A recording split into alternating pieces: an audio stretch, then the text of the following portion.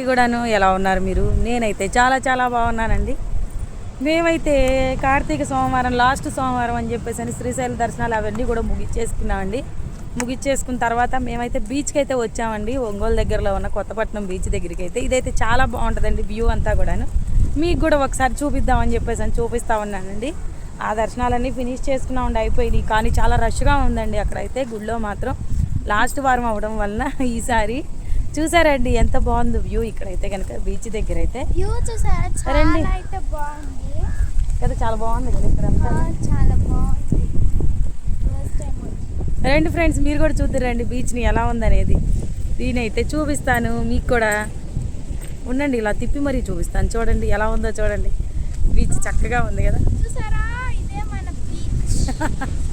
చూడండి మా అమ్మాయి చూడండి, ఎంజాయ్ చేయడానికి రెడీ అయిపోయింది. వెళ్దాం రండి మనం.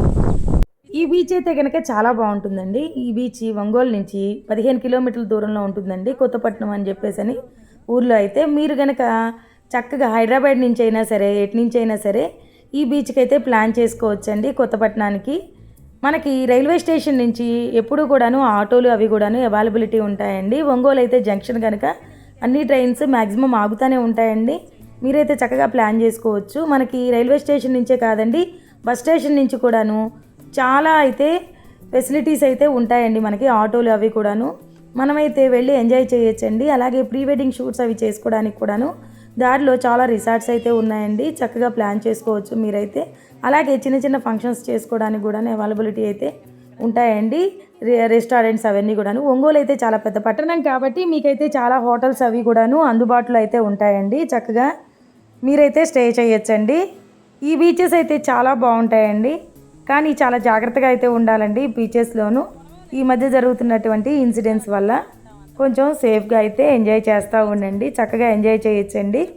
అయితే అండి ఈ కొత్తపట్నం బీచే కాదండి, మీకైతే దగ్గరలో రామాపురం బీచ్ చీరాల్లో అయితే అందుబాటులో ఉంది. అలాగే సూర్యలంక బీచ్ బాపట్లలో అయితే అందుబాటులో ఉందండి. ఇవన్నీ కూడాను దగ్గరగానే ఉంటాయండి. బీచెస్ అన్నీ కూడాను చాలా దగ్గరగానే 3 కూడాను.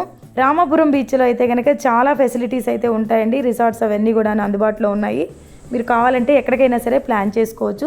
సూర్యలంక బీచ్లో కూడా చాలా ఉన్నాయండి రిసార్ట్స్ అవన్నీ కూడాను మీరు స్టే చేయడానికి అయితే కనుక.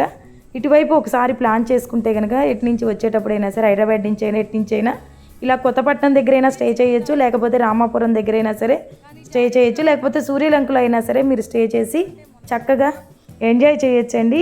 ఈ బీచెస్ అన్నీ కూడాను చాలా బాగుంటాయండి. చాలా ఫెసిలిటీస్ అయితే అందుబాటులో ఉన్నాయి.